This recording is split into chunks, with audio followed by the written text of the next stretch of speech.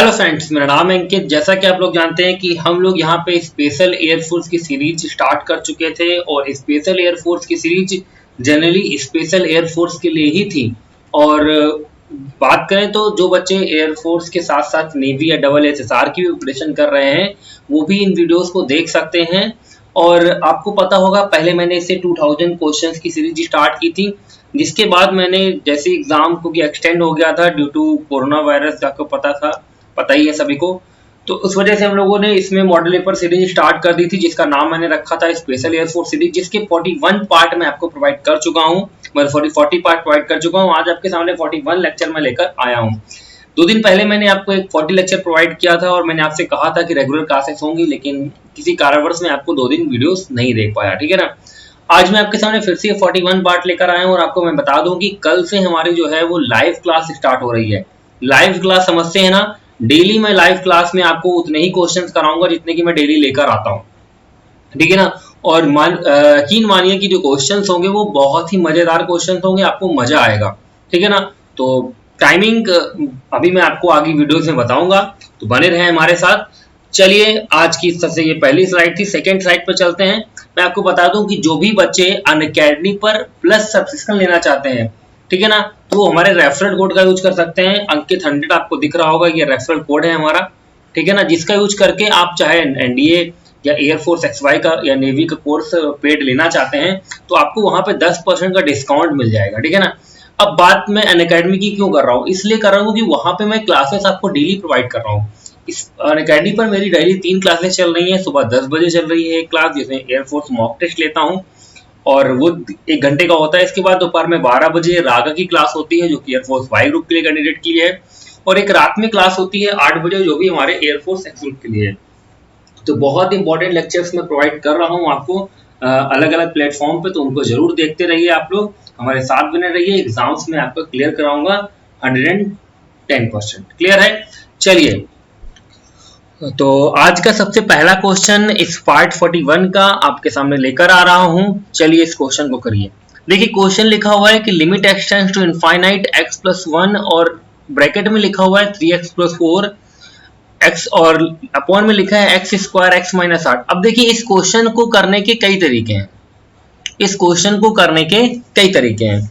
एक तो मैं डायरेक्टली अगर कहना चाहूं तो इसका आंसर मैं डायरेक्टली 0 बोल सकता हूं, ठीक है ना, कि इसका आंसर 0 होगा। कैसे?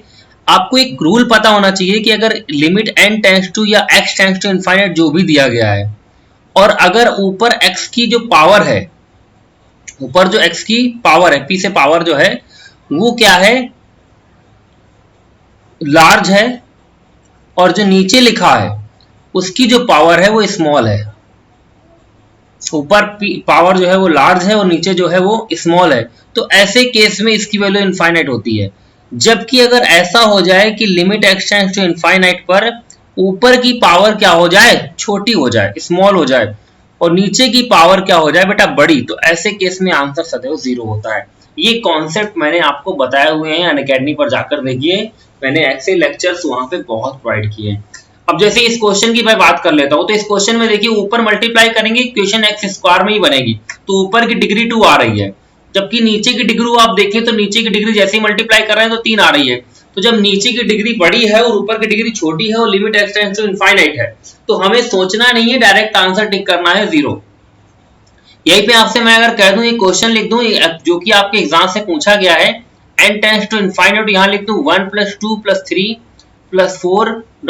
n, और यहां पे अपॉन में लिख देता हूं 1 का स्क्वायर, 2 का स्क्वायर, 3 का स्क्वायर और ...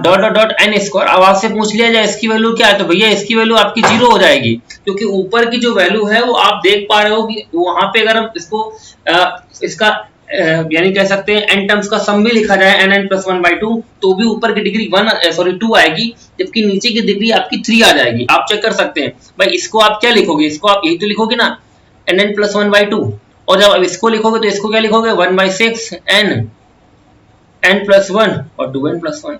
तो ऊपर की डिग्री आपको 2 मिल रही है जबकि नीचे की डिग्री 3 है। तो सेम कंडीशन है, जब भी ऊपर की डिग्री बड़ी होगी नीचे की डिग्री छोटी होगी तो आंसर इनफाइनाइट होगा, लेकिन अगर ऊपर की डिग्री छोटी है नीचे की डिग्री बड़ी है तो ऐसे केस में आंसर हमेशा 0 होगा। क्लियर है?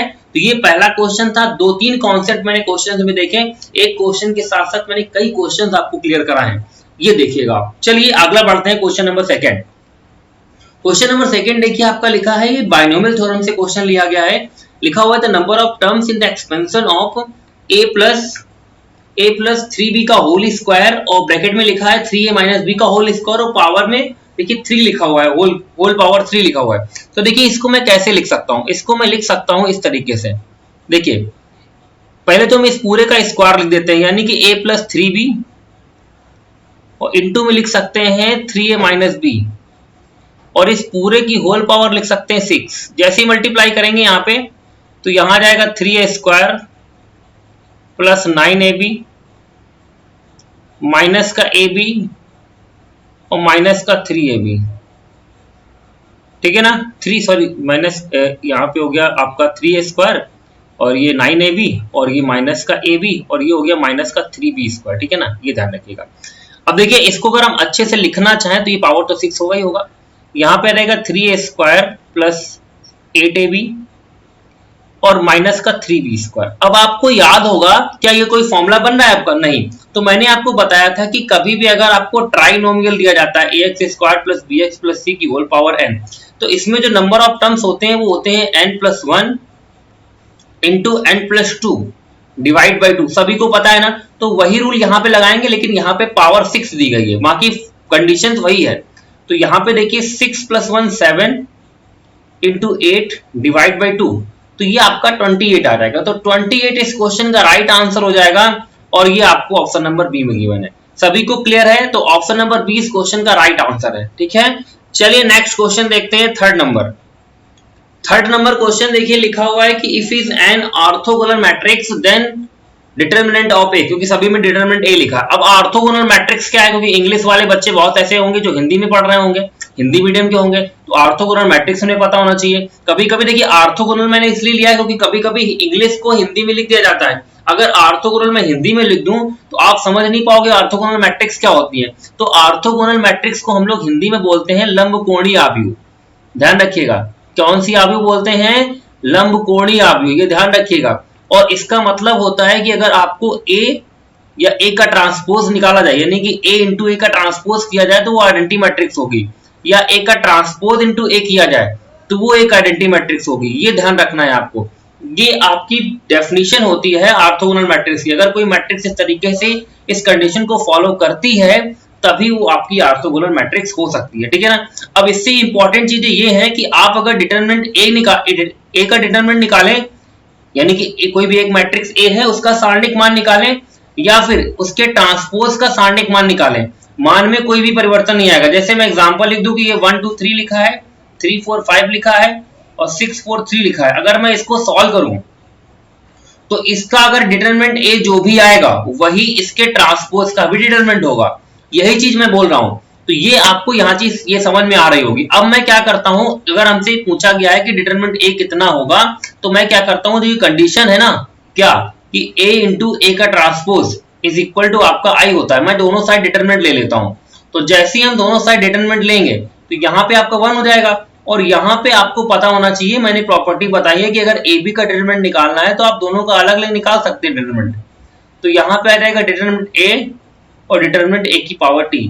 यहाँ पे देखिए दोनों क्योंकि इक्वल होते हैं तो यहाँ पे हम डिटरमिनेंट ए का स्क्वायर लिख सकते हैं इज इक्वल टू 1।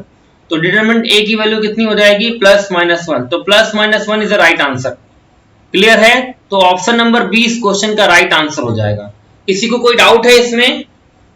कोई डाउट नहीं होगा, उम्मीद हम लोग यही करते हैं, ठीक है ना। तो आंसर इसका ऑप्शन नंबर बी होगा। चलिए आगे बढ़ते हैं नेक्स्ट क्वेश्चन की तरफ। नेक्स्ट क्वेश्चन देखिए लिखा हुआ है आपका, नेक्स्ट क्वेश्चन ये लिखा हुआ है कि एक मैट्रिक्स दी गई है आपको और आपसे इसका ट्रेस पूछा गया है। अब आपको यही नहीं पता होगा बहुत लोगों की, आखिर ये ट्रेस क्या है, ट्रेस किस चिड़िया का नाम है, यही नहीं पता है। तो मैं बता देता हूं ट्रेस को क्या बोलते हैं। ट्रेस को ऐसे लिखा जाता है ट्रेस ऑफ ए, ऐसे लिख देते हैं ट्रेस ए। तो ट्रेस का मतलब होता है कि कोई भी मैट्रिक्स जो है उसके मेन डायगोनल के एलिमेंट्स का सम। अब मेन डायगोनल क्या होता है, डायगोनल 2 होते हैं लेकिन उसमें मेन वही होता है जिसको मैं आपको बता रहा हूं, ये मेन डायगोनल होता है, ये डायगोनल मेन नहीं होता है, ध्यान रखिएगा, मेन डायगोनल यही है। तो मेन डायगोनल के एलिमेंट्स का जो सम होता है, यानी कि 2 और प्लस का -3 और प्लस का 16, यही आपका ट्रेस कहलाता है। तो 16 2 18 माइनस 3 15, तो इस क्वेश्चन का जो ट्रेस है वो 15 हो जाएगा। देखिए क्वेश्चन में कुछ भी नहीं है, आप ओरली कर सकते थे, लेकिन अगर आपको ये पता नहीं है कि ट्रेस है क्या, किस चिड़िया का नाम आखिर ट्रेस है, समझ रहे हैं ना, तो आप इस क्वेश्चन को हिला भी नहीं पाएंगे। समझ रहे हैं? चलिए आगे बढ़ते हैं। नेक्स्ट क्वेश्चन ये रहा, इसे करिए। अब देखिए ये क्वेश्चन लिखा हुआ है कि एक ग्रुप में 6 लड़के और 4 लड़कियां हैं, ठीक है ना। 4 children are to be selected, 4 लड़के सेलेक्ट किए गए हैं। In how many different ways, इन्हें कितने भिन्न भिन्न तरीकों से, विभिन्न तरीकों से आप अरेंज कर मतलब कितने तरीके उनके होंगे सेलेक्ट करने के, कि कम से कम एक बॉय जो है वो उस सिलेक्शन में जरूर हो, ठीक है ना। मैं एक बार फिर से एक्सप्लेन कर देता हूं हिंदी में इसको, कि 6 लड़के और 4 लड़कियों में से 4 बच्चों को आपको चूज करना है, जिसमें से कम एक लड़का आपका जरूर हो। तो देखिए इसके कई तरीके हैं करने के, लेकिन मैं सबसे आसान आपको बताऊंगा। मैं सबसे पहले क्या करूंगा, इसमें से 6 और 4 यानी कि 6 लड़के और 4 लड़कियां जो हैं, इन सभी को जोड़कर टोटल 10 बना लेता हूं, और उन 10 में से 4 लोगों को ले लेता हूं। अब ये हमें नहीं पता है कि वो गर्ल्स हैं या बॉयज हैं, मैं 10 में से 4 पहले ले लेता हूं। तो अगर मैं 10C4 यहाँ पे निकालता हूं, ध्यान दीजिएगा, अगर मैं यहाँ पे 10C4 निकाल दें तो ये आ जाएगा 10 9 8 7 और अपॉन में फैक्टोरियल 4 यानी कि 24। सॉल्व करते हैं तो देखिए यहाँ पे 3 आ जाएगा, और कैंसिल करते हैं तो 3 3 7 जा 21, 21 इंटू 10 210। 210 कुल तरीके वो होंगे जिसमें 10 में से हमने 4 लोगों को ले लिया। अब कम से कम एक लड़का होना चाहिए, ये कह रहा है कम से कम एक लड़का उसमें जरूर हो। तो हम क्या कर लेते हैं, हम इसमें से वो कंडीशन सब्ट्रैक्ट कर देते हैं जिसमें लड़का है ही नहीं। मेरी बात समझ में आ रही? पहले तो मैंने कुल कंडीशंस निकाल ली, अब मैं इससे वो माइनस कर दे रहा हूं जिसमें एक भी लड़का नहीं है। तो एक भी लड़का अगर नहीं होगा तो क्या होगा, तो लड़कियां होंगी ना। तो लड़कियां हैं कितनी भाई, लड़कियां 4 है ना, और 4 में से 4 ही तो आपको लेनी थी। तो अगर 4 में से आप चारों ले लोगे तो 4C4 का मतलब बेटा 1 होता है। तो यही एक आपको 210 में माइनस करना पड़ेगा। जैसे ही आप माइनस करेंगे तो आपको मिल जाएगा 209, और ये 209 वो कंडीशन है जिसमें से कम एक बॉय आपका जरूर इंक्लूड हुआ होगा। क्लियर है? तो इस क्वेश्चन का आंसर ऑप्शन नंबर आपका क्या बन जाएगा बेटा, ऑप्शन नंबर डी इस क्वेश्चन का राइट आंसर हो जाएगा, ठीक है ना। चलिए भाई हम लोग आगे बढ़ते हैं अपने नेक्स्ट क्वेश्चन के लिए। सभी को क्लियर अगर हो रहा हो तो नीचे देखिए लाइक का बटन है, उसको उड़ा दीजिए, तोड़ दीजिए, फोड़ दीजिए, कुछ भी करिए, ठीक है ना। लाइक आना चाहिए वीडियो पे, उसके साथ साथ बेल बजाना जरूर बिल्कुल मत भूलिएगा, क्योंकि नोटिफिकेशन आपको तभी मिलेगा जब आप अच्छी तरीके से बेल को बजाएंगे। घंटा बजाना तुम्हें आता है, हमें पता है।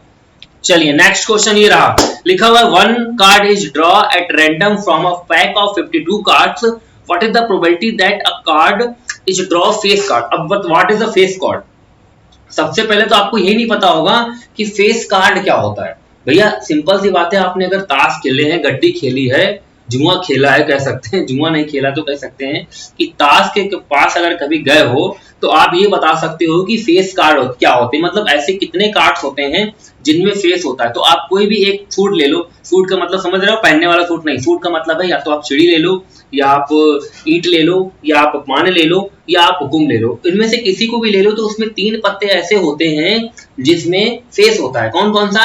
एक वो होता है जिसमें जे बना होता है, जिसको हम लोग गुलाम कहते हैं। एक होता है क्यू, जिसमें फेस बना होता है, उसे हम बेगम कहते हैं। और वो होता है के, जिसे हम बादशाह कहते हैं, किंग, ठीक है ना। तो जे क्यू के, गुलाम, बेगम और बादशाह, इन तीनों पे फेस कार्ड होता है, ये तीनों फेस कार्ड कहलाते हैं। तो एक सूट में 3 फेस कार्ड, ऐसे 4 सूट होते हैं।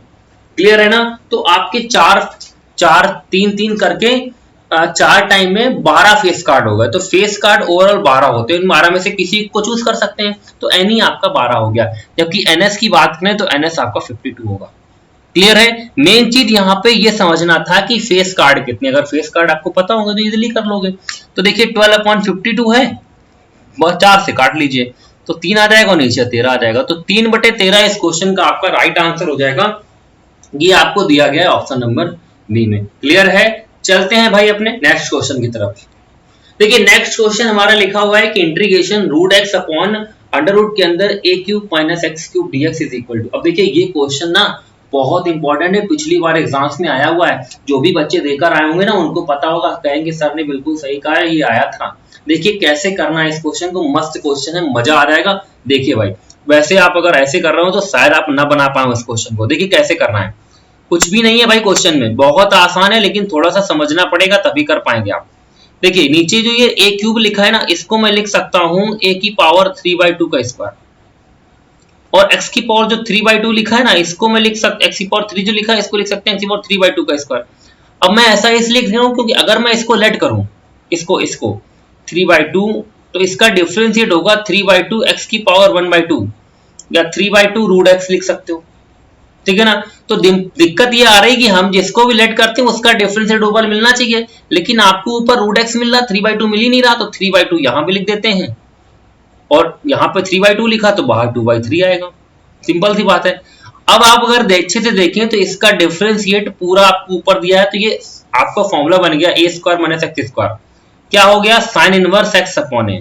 तो साइन इनवर्स x यानी कि x 3/2 अपॉन a की पावर 3/2 प्लस का c, तो यहाँ पे आ जाएगा, ये ऑप्शन इसका मैच करता हुआ आपको नजर आ रहा है। बस हुआ क्या है कि ये दोनों पावर को कंबाइन करके लिख दिया गया, answer number option number B correct है। आगे बढ़ा जाए भाई, नेक्स्ट क्वेश्चन।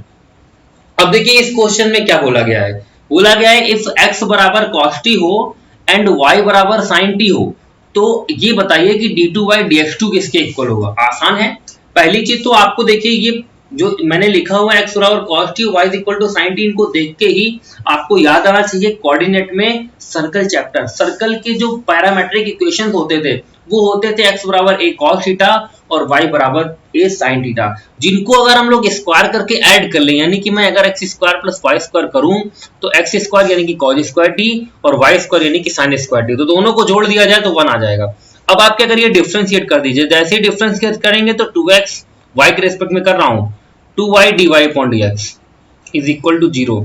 तो आप क्या देखेंगे, आप देखेंगे कि y dy अपॉन dx की वैल्यू आपकी माइनस x है, या आप कह सकते हैं कि dy अपॉन dx की वैल्यू माइनस का x अपॉन y है।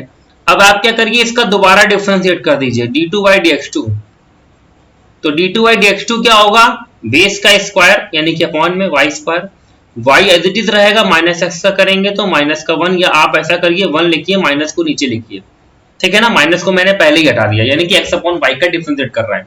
फिर आपका x एज इट इज रहेगा, y का करेंगे तो dy अपॉन dx, और dy अपॉन dx की वैल्यू यही मैं उठाकर यहाँ पे रख दूंगा। जब हम लोग कैलकुलेट करेंगे इसको तो ध्यान दीजिएगा आप, यहाँ y प्लस का x स्क्वायर, और अगर मैं एलसीएम ले लूं तो ये y स्क्वायर और नीचे y स्क्वायर पहले से ये y से मल्टीप्लाई हो जाएगा, तो माइनस का y क्यूब बचेगा, इसकी वैल्यू 1 देखो क्वेश्चन में गिवन है, हम लोगों ने फाइंड आउट कर लिया है। तो जैसे ही रखेंगे तो आपको मिल जाएगा माइनस का 1 अपॉन y क्यूब, और अच्छे से लिखेंगे तो माइनस का y की पावर -3, ऑप्शन नंबर आपको सी नजर आ जाएगा करेक्ट आंसर। ओके, तो आंसर नंबर सी इस क्वेश्चन का राइट आंसर है। अच्छा क्वेश्चन है, इंपॉर्टेंट क्वेश्चन है, एग्जाम्स में पूछा जा सकता है आपके, क्लियर है, चाहे वो AA का हो, चाहे वो NDA का हो, या एयरफोर्स XY का हो, ठीक है ना। थोड़ा सा लेवल में ऊपर लेकर चलता हूँ, समझ लीजिए अपने क्वेश्चंस में। उसका रीजन ये है कि जब मैं थोड़ा सा लेवल ऊपर रखूंगा तो नीचे के सारे निपटाते हुए चलोगे, तो बिल्कुल साफ करते हुए, ठीक है ना। नेक्स्ट क्वेश्चन आपके सामने ये रहा, लिखा हुआ है if the sum of first n positive integers is 1/5 times the sum of their squares then n equals. देखिए क्या बोला गया है, the sum of first n positive integers, यानी कि n जो सम है n पॉजिटिव इंटीजर्स का, यानी कि 1 + 2 + 3 + 4 dot dot dot n terms का जो पॉजिटिव टर्म्स का जो सम है, यानी कि ये जो है वो इनके स्क्वायर के सम के, ये चीज इनके स्क्वायर के सम का 1/5 टाइम है, तो कोई दिक्कत नहीं है। इसका सम में पता ही है क्या होता है, nn + 1/2 सिग्मा n जिसको बोलते हैं, ये होता है सिग्मा n स्क्वायर, यानी कि 1/6 n + 1 2n + 1 सभी को पता होगा, इंटू में 1/5 है। कटता क्या है, देखिए nn + 1 कट जाएगा, 2 से काटिए तो यह आ जाएगा 3 × 5 15 हो जाएगा, तो 15 इज इक्वल टू आपका आ जाएगा 2n + 1, तो 2n इज इक्वल टू आपका 14, then n is equal to 7। तो ऑप्शन नंबर जो सी है वो आपका राइट आंसर हो जाएगा। सभी को क्लियर है, जल्दी से बता दीजिए, सभी को क्लियर है। चलिए ये सभी को क्लियर है तो अगला क्वेश्चन आपका इंतजार कर रहा है, चलिए उस पर चलते हैं। देखिए लॉग का क्वेश्चन है, मजेदार क्वेश्चन है भैया, धांसू क्वेश्चन है, ठीक है ना, उड़ा दीजिए इस क्वेश्चन को, मजा आएगा आपको इस क्वेश्चन में बहुत। लिखा हुआ है लॉग बेस में 16x, लॉग बेस में 4x, लॉग बेस में 2x is equal to 14, then what is x। अच्छा क्वेश्चन है, चलिए देखते हैं। देखिए इससे पहले मैं कुछ कॉन्सेप्ट आपको बताऊंगा। अगर मैं आपसे ये कहूं, यहाँ पे साइड में देखिएगा, अगर मैं आपसे ये कह दूं कि यहाँ पे 2 लिखा है 4 लिखा, भैया वैल्यू बताओ, तो आप झट्टे से 2 बता दोगे। अगर मैं कह दूं भैया कि यहाँ पे आप 4 कर दो और यहाँ पे आप 16 कर दो, अब वैल्यू बताओ, भैया कहोगे यही 2 रहेगी। मैं कह रहा हूँ भैया आप ऐसा करो, इसको 8 कर दो और इसको भैया 64 कर दो, वैल्यू अब कितनी रहेगी 2। तो बेटा ऐसा क्यों कर रहे हो? ऐसा इसलिए कर रहे हो क्योंकि मैं बता रहा हूँ वो आपने किया है क्या, आपने इसका पहले स्क्वायर किया इन दोनों का। तो 4 का स्क्वायर 16 यहाँ पे लिखा है, 2 का स्क्वायर 4 यहाँ पे लिखा है, ठीक है ना। फिर मैंने क्या किया, इनका क्यूब किया, तो 4 का क्यूब 64 और 2 का क्यूब 8। तो वैल्यू में कोई चेंज नहीं आ रहा। मतलब ये हुआ मेरे कहने का कि अगर ये जो वैल्यूज 4 और 2 आपको दिख रही हैं, अगर इन वैल्यूज की पोजीशन में आप सेम पावर ऐड करते हो, अगर आप क्यूब लगाते हो, आप स्क्वायर रूट लेते हो, आप घनमूल लेते हो, कुछ भी करते हो, कोई भी पावर सेम लगा देते हो, तो वो उस कंडीशन पे उसका जो मान है, जो वैल्यू है, वो बेटा चेंज कभी नहीं होगी। क्लियर है? तो मतलब अब यहाँ पे ये चीज मैं बता क्यों रहा हूं आपको, क्यों बता रहा हूं वो भी आप समझ जाओगे। वो मैं इसलिए बता रहा हूं क्योंकि आप अगर अच्छे से देख पा रहे हो तो यहाँ पे क्वेश्चन लिखा हुआ है लॉग बेस में 16x, लॉग बेस में 4x और लॉग बेस में 2x। देखिए आप कुछ भी नहीं कर सकते हो, आप कुछ भी नहीं कर सकते हो तब तक जब तक इनका बेस सेम नहीं होगा। तो बेस सेम करने के लिए आप क्या करेंगे, log 16x लिखेंगे यहाँ पे, और आप क्या करेंगे यहाँ पे लिखेंगे log, इसका स्क्वायर कर देंगे तो ये 16 बन जाएगा। तो मैंने इसको स्क्वायर कर दिया तो इसका भी स्क्वायर होगा। फिर मैं क्या कर लेता हूँ, इसको भी 16 बनाने के लिए पावर दोनों पे 4 लगा देता हूँ, तो ये 2 की पावर 4 यानी कि ये भी 16 हो जाएगा और ये भी आपका x की पावर 4 हो जाएगा। इक्वल टू में 14 है। अब ये मल्टीप्लाई होगा तो यहाँ पे लॉग बेस में 16 रहेगा, लेकिन x की पावर 4 2 6 और एक ही ऐड होकर x की पावर 7 हो जाएगी, इज इक्वल टू 14।